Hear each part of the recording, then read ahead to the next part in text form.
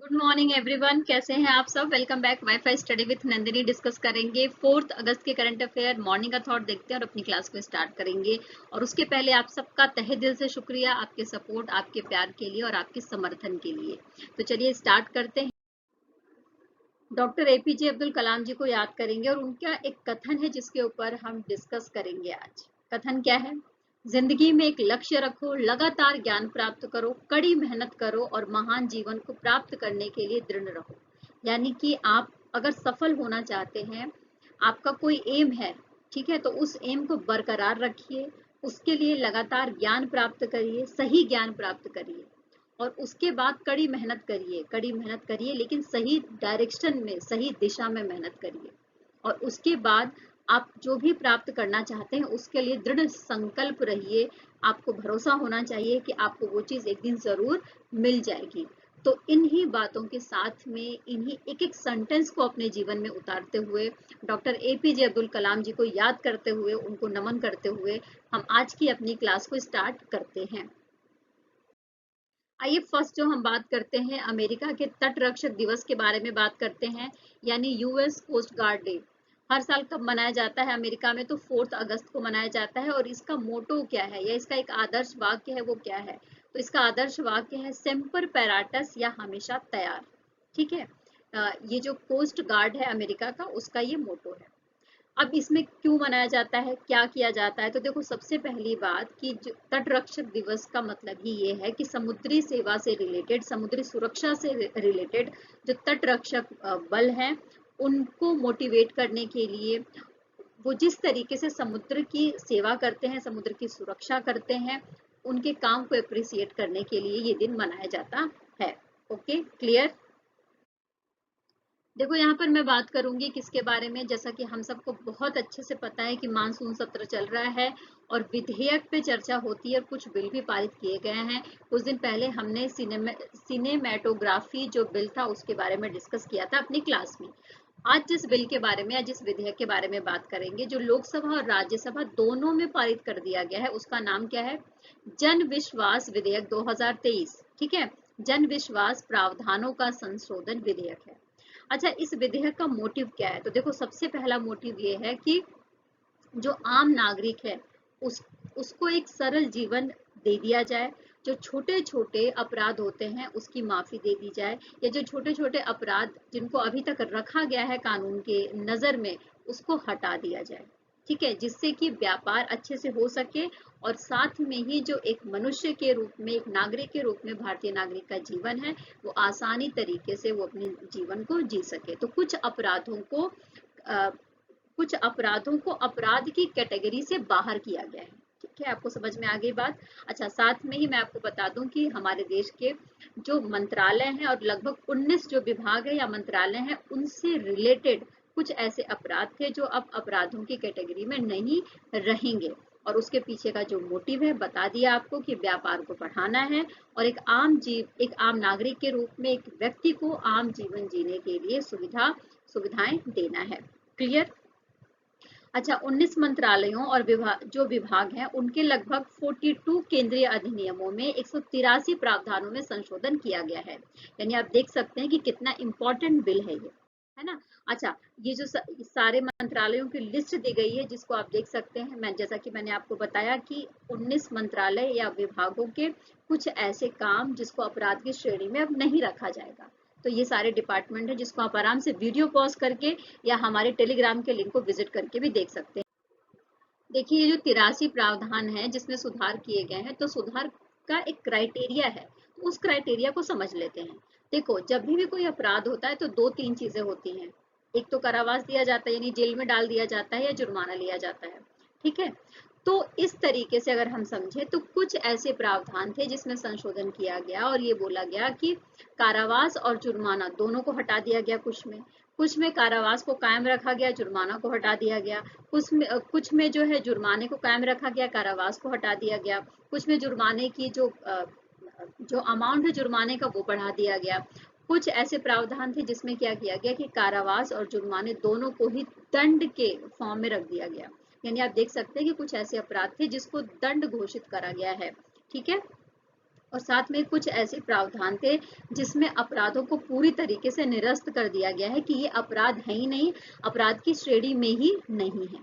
तो I hope कि आपने सारा ये जो जन विश्वास विधेयक 2023 है जो पारित हो गया है हमारे देश के लोकसभा और राज्यसभा में, इसको अच्छे से समझ लिया होगा, है ना। अब इससे क्या होगा, इससे देखो जो न्याय की प्रणाली है ना, हम देखते हैं कि न्यायालय में जिला न्यायालय न्यायालय हो या जो हमारा हाई कोर्ट है उसमें आप देखते हैं कि कितने सारे मामले पेंडिंग होते हैं।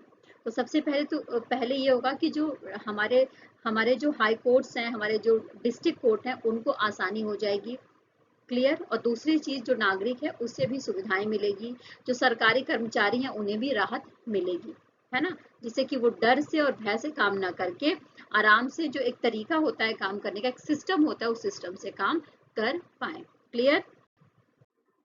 अच्छा देखो, इसमें समय और धन दोनों की बचत होगी, ठीक है, समय और धन दोनों की बचत होगी एक आम इंसान की, क्लियर। आइए बात करते हैं ओपन एआई के बारे में। पूरी दुनिया में एआई के फील्ड में जो ओपन एआई है वो धूम मचा रही है, और इसके सीईओ कौन है, तो सैम ऑल्टमैन है। स्क्रीन पर देख सकते हैं, ये सैम ऑल्टमैन है जो ओपन एआई के सीईओ हैं। इनके द्वारा एक प्रोजेक्ट लॉन्च किया गया है, उस प्रोजेक्ट के बारे में हम बात करेंगे। उस प्रोजेक्ट का नाम क्या है, तो world coin crypto project. World coin crypto project launch किया गया है ओपन एआई के सीईओ सैम ऑल्टमैन के द्वारा, एलेक्स ब्लानिया और मैक्स नोवेंडस्टन की सहायता से, क्लियर। अच्छा, ये जो ऑर्गेनाइजेशन है जिसका नाम है tools for human organization, tools for human organization की मदद से, जिसका मुख्यालय आपको सैन फ्रांसिस्को और बर्लिन में देखने को मिल जाएगा, ये पूरी तरीके से वर्ल्ड कॉइन क्रिप्टो प्रोजेक्ट को सहायता कर रही है, सपोर्ट कर रही है, ओके। अब देखो, अब नेक्स्ट क्वेश्चन आता है कि जो ये वर्ल्ड कॉइन क्रिप्टो प्रोजेक्ट है इसमें क्या किया जाएगा। तो सबसे पहले एक व्यक्ति के तौर पे डिजिटल आइडेंटिटी प्रोवाइड कराई जाएगी, वो प्राइवेसी का ध्यान रखते हुए, ठीक है, किसी व्यक्ति को। साथ में ही यूबीआई यानी कि यूनिवर्सल बेसिक इनकम वितरित करी जाएगी, यानी कि पूरी दुनिया में कोई व्यक्ति कहीं पर भी रह रहा हो, उसकी कुछ भी परिस्थिति हो, उसकी कुछ भी आय हो, इससे मतलब नहीं है। जो यूनिवर्सल बेसिक इनकम है वो प्रोवाइड करवाई जाएगी पूरी दुनिया में लोगों को, ये इसका मोटिव है। अब और बात करते हैं कि ओपन एआई के माध्यम से या इस प्रोजेक्ट के माध्यम से क्या क्या किया जाएगा। तो देखो, जो टारगेटेड है इस प्रोजेक्ट के तहत, वर्ल्ड कॉइन क्रिप्टो प्रोजेक्ट के तहत जो टारगेटेड कंट्री हैं उनकी संख्या कितनी है, तो लगभग 20 ऐसे देश हैं जिसके 35 शहरों में, कहाँ पर, जिसके 35 शहरों में इस योजना को पहुंचाया जाएगा पहले प्रोजेक्ट के रूप में, यानी कि पहले जो इसका फर्स्ट स्टेज है उसके रूप में, क्लियर। अच्छा, अभी तक मैं बताऊं आपको कि इस प्रोजेक्ट को लॉन्च करने के बाद में लगभग पूरी दुनिया से 2 मिलियन जो इसके उपयोग करता है एआई के, उन्होंने साइन अप कर लिया है। तो आप देख सकते हैं कि कितना ज्यादा इंपॉर्टेंट रोल अदा करेगा वर्ल्ड कॉइन क्रिप्टो प्रोजेक्ट, ठीक है। अच्छा, साथ साथ आपको ये भी पता होना चाहिए। अच्छा देखो, इसके बारे में जो बात हो रही है, सबसे पहले मैं आपको बता दूं कि जो ये क्रिप्टो प्रोजेक्ट है इसके तहत किसी व्यक्ति को यूनिक आइडेंटिटी दी जा रही है, ठीक है। और ये इतना ज्यादा पावरफुल आइडेंटिटी है कि पूरी दुनिया में इस्तेमाल की जा सकती है डिजिटली। और इसके लिए क्या किया जाएगा, इसके लिए किसी व्यक्ति के आइरिस की स्कैनिंग करी जाएगी और एक डिवाइस का प्रयोग किया जाएगा। इस डिवाइस का नाम क्या है, तो आर्म, क्या नाम है, आर्म जो डिवाइस है इसका इस्तेमाल किया जाएगा वर्ल्ड आईडी प्रणाली के तहत, क्लियर। आई होप कि आपने सारी बात अच्छे से समझ ली होगी, okay. World coin crypto project के बारे में हमने बात कर ली। यहाँ पर बात हो रही है आसाम के बारे में। आसाम के मुख्यमंत्री कौन है, तो हेमंत विश्व शर्मा, ठीक है। इनके द्वारा एक ऐप और एक वेब पोर्टल लॉन्च किया गया है जिसका नाम क्या है, अमृत वृक्ष आंदोलन, ठीक है। अच्छा देखो, अमृत वृक्ष आंदोलन के तहत ये मोटिव लेकर ये चल रहे हैं कि 17 सितंबर तक पूरे आसाम में लगभग 1 करोड़ पेड़ लगा दिए जाएंगे। इसके पीछे का मोटिव ये है कि हरित अर्थव्यवस्था को बढ़ावा मिले और ग्लोबल वार्मिंग को कम किया जाए और आसाम में हरियाली को बनाए रखा जाए, ठीक है। साथ में ही आपको मैं बता दूं कि अमृत वृक्ष आंदोलन ऐप के माध्यम से जो आसाम की गवर्नमेंट है या उसके जो सरकारी विभाग हैं उसके कर्मचारियों को, पुलिस को, स्कूल्स को इसमें शामिल किया गया है, आंगनबाड़ी को शामिल किया गया है, महिला स्वयं सहायता समूहों को भी इस अमृत वृक्ष आंदोलन में शामिल किया गया है। साथ में ही अगर कोई वृक्ष लगाते हुए अपनी फोटो जियो टैग से टैग करता है तो उसके खाते में 100 रुपए भी जाएंगे। यानी इसको प्रोत्साहित करने के लिए ऐसा किया जा रहा है। साथ ही आसाम ने अमृत वृक्ष आंदोलन के तहत ये टारगेट लिया है कि सन 2025 तक 5 करोड़ जो पेड़ हैं वो लगाए जाएंगे आसाम में।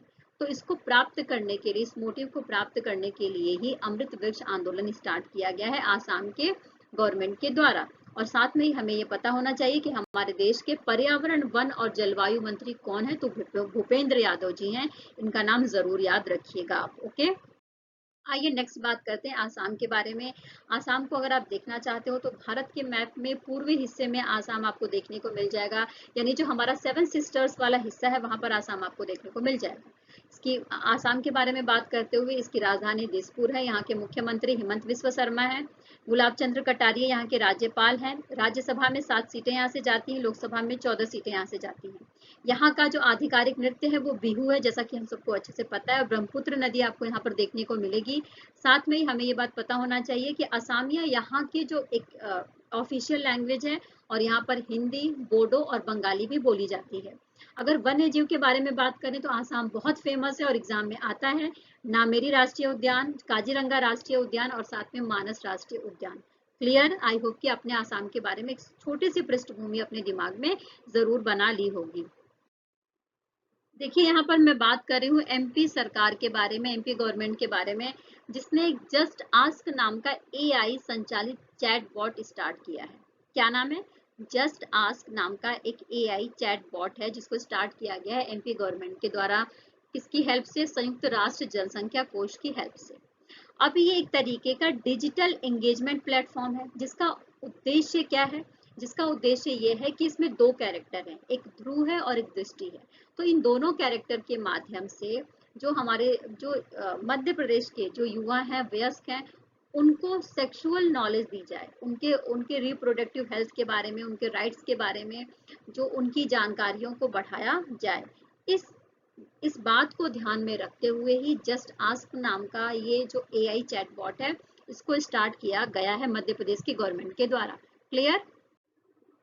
देखिए संयुक्त राष्ट्र जनसंख्या कोष के बारे में बात करते हुए हम सबको बहुत अच्छे से पता होना चाहिए कि संयुक्त राष्ट्र महासभा है, ठीक है, तो उसी का एक निकाय या उसी का एक डिपार्टमेंट के रूप में काम करता है वो।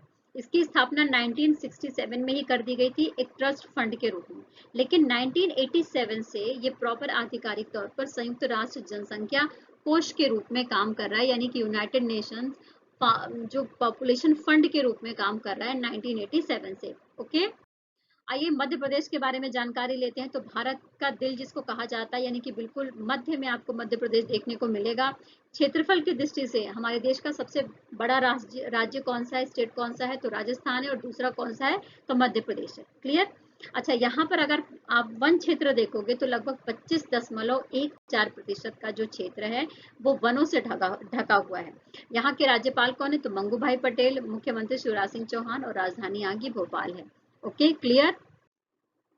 यहाँ पर बात करेंगे नीरजा चौधरी जी के बारे में। नीरजा चौधरी कौन है? तो जर्नलिस्ट है और साथ में ही एक राजनीतिज्ञ भी, एक राजनीतिक विश्लेषक के रूप में हम जान सकते हैं। राजनीतिक विश्लेषक का मतलब ये है कि उन्होंने राजनीति का बहुत अच्छे से विश्लेषण भी किया हुआ है। तो उनके द्वारा एक बुक लिखी गई है जिसका नाम है हाउ प्राइम मिनिस्टर डिसाइड।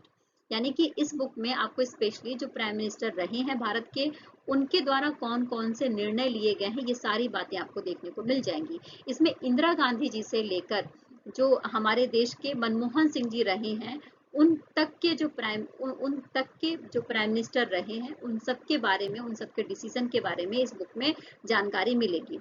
इसमें आपको राहुल गांधी जी की चिंताएं भी दिखेंगी जब सोनिया गांधी जी का नाम नॉमिनेट किया गया था प्रधानमंत्री के रूप में। साथ में ही इंदिरा गांधी जी के बारे में बात की गई है कि 1977 में दोबारा से अपने सरकार को पाने के लिए उन्होंने क्या काम किया।